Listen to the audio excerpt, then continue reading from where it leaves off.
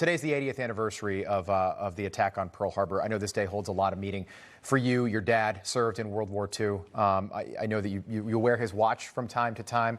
How do you honor his legacy and remember him on a day like today? Well, there's a couple of pictures there. The one where Dad's wearing the hat, the helmet, he's on Okinawa, and that one right there, he's on Peleliu. Those were two of the bloodiest battles in the Pacific, and you hardly hear anybody talk about it. It's an incredible sacrifice they made, and my dad made. He didn't have to go fight. Unlike myself, my father had an incredible high IQ when he enlisted in the Marine Corps, and they sent him to Georgia Tech to become an officer, and he was afraid he'd miss the war, so he just didn't take his midterm exams out of his love for America and hatred of the Japanese for what they did to us at Pearl Harbor, and also what they did to the Chinese. There's a book out called The Rape of Nanking. I'd suggest people want a real history of what the Japanese were about then, Japanese imperialism.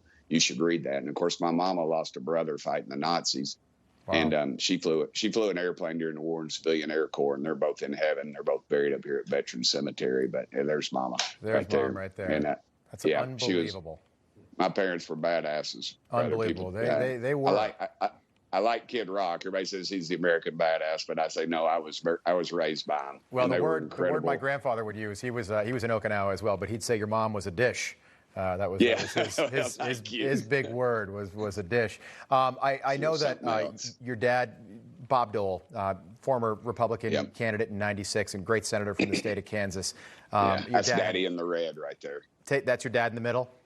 Yeah, in the red, and a couple of his World War II buddies. My buddy Eddie Manis, who runs Prestige Cleaners in town, does the honor air flights and flew all them up, and he still does it. Of course, COVID's kind of taken away from it, but he's also a local state representative in Nashville, but friend of ours. But he sent Daddy up there, and he got to meet Bob Dole, and it was pretty cool. Daddy was that was one of Dad's most memorable things outside of the war and family and none of his kids going to jail, I guess. And service. Well, one technically, but we don't really talk about it. Right. Well, I see they're at the World War II memorial there.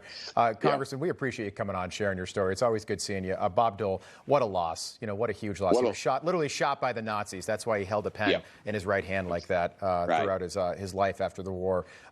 Greatest generation, brother. No absolutely, question. Absolutely. We live in the most freedom any country's ever had, and we're trying to blow it. And that's what scares me. I'm with you. We know that Bob Dole will lie in state as well. Are you wearing your dad's watch today, by the way, just out of curiosity? I don't want to put you on the spot. I am not. I keep it in the safe. Smart. And now that you mention it, I'm afraid it's going to get banged up. Yeah. It's kind of fragile. And of course. It went through. He wore it on Peleliu, and when he was in some bad combat. And so when I look down at it, I think, I think, man, how easy I've got it. It's not 120 degrees. I'm not smelling dead, rotten bodies. Oh, jeez, yeah. Nobody's trying to kill me.